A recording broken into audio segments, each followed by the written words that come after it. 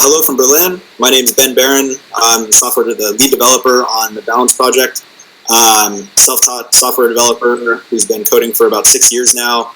I've worked freelance for years, as well as working on the Apple Photos for Mac team for 2 years.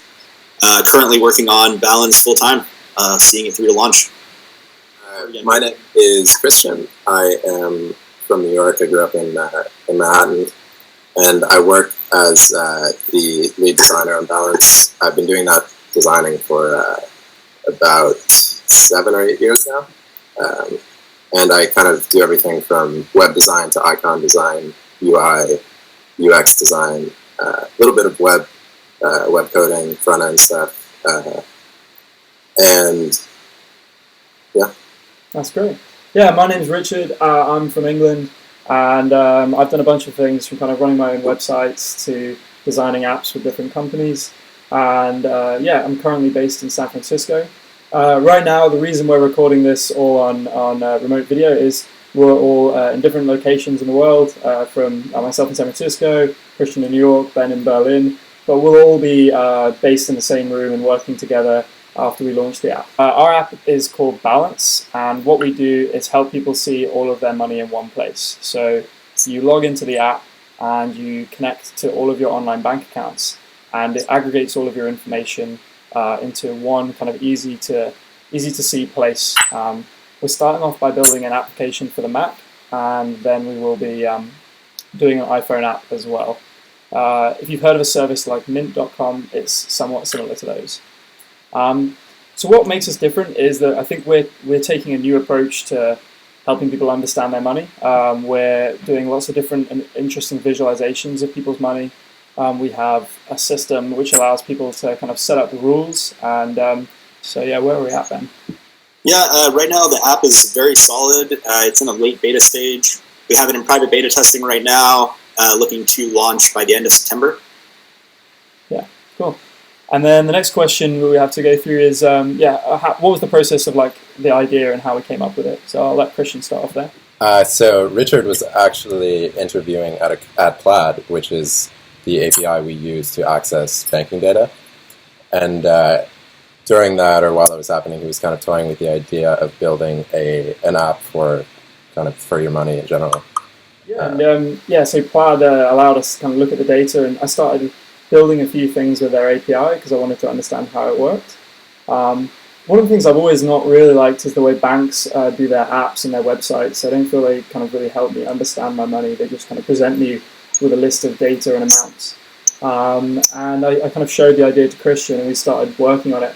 And then we actually went on a holiday to Indonesia, and whilst we were on a pirate ship going from island to island and surfing, we spent more and more time fleshing out the ideas. And sometimes when we had a bit of internet connection, I would send those ideas to Ben. And so that's kind of how the project came to be. In terms of how much money we need, the main costs are just like our living costs, and we've self-funded the project so far.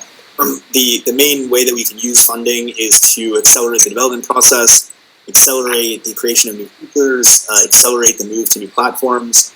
iOS is an obvious first step. It would be really great to have a few more engineers on. I would say anywhere from 400,000 to 500,000 would be a pretty reasonable target to hit for angel investing.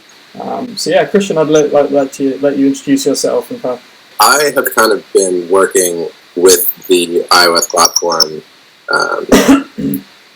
from a design standpoint since I was 13 or 14, and I was actually working on an app for the iPhone called iClassic, which we were working on before the App Store existed, and we published it on the Cydia Store, which is basically the jailbroken equivalent of the App Store. And so that was kind of where I started, and from there I ended up working with Microsoft when I was 16 and still in high school, and I was working then on Office for Mac, which includes Microsoft Word, PowerPoint, Excel. Past that point, I moved to San Francisco to join Stripe, worked there for about a year, and then transitioned back into freelance before working on Balance. But beyond tech and beyond design, I'm very into snowboarding. Kind of every winter I take a couple of trips around the world to snowboard and kind of chase the weather conditions. I would say one of my bigger challenges has probably been moving to San Francisco when I was 17 and kind of beginning my adult life there. I insisted that my parents kind of didn't join me, and just finding an apartment, making friends, transitioning sort of into or out of high school into adulthood was a bit challenging.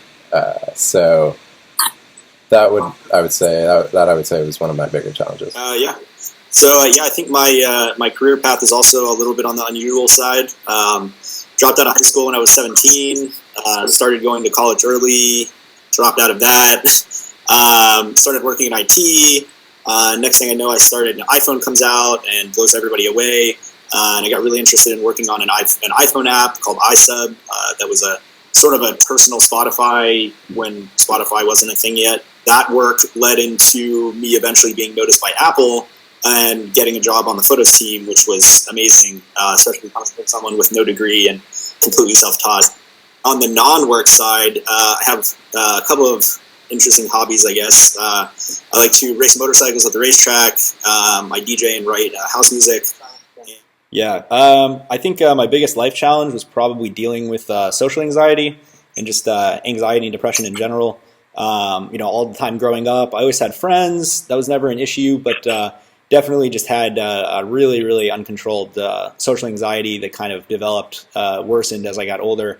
And just kind of like identifying it, dealing with it, and sort of, moving past it to be able to do even some of the things I take for granted now, like go to a music festival with friends, or travel and be dropped into another country where I don't know anybody.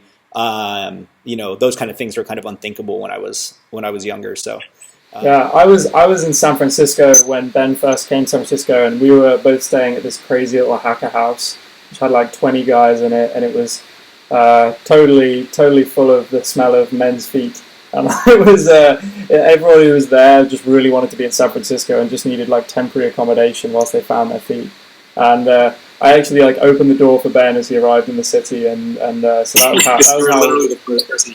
Yeah, the first person he met in San Francisco, and so it's like such a pleasure to be working with him. And then whilst we were at that hacker house, that's when Ben got the offer from Apple. So it was really cool to see that transition.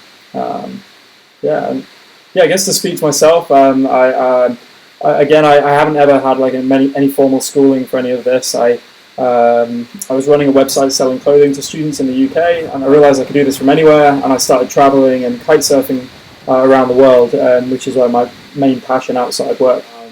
I think the biggest challenge I ever had, or the one that shook me up the most, I would say, was when Christian and I were in Zermatt in Switzerland snowboarding, and I made a wrong call about where to turn, and thankfully Christian realized it sooner than I did.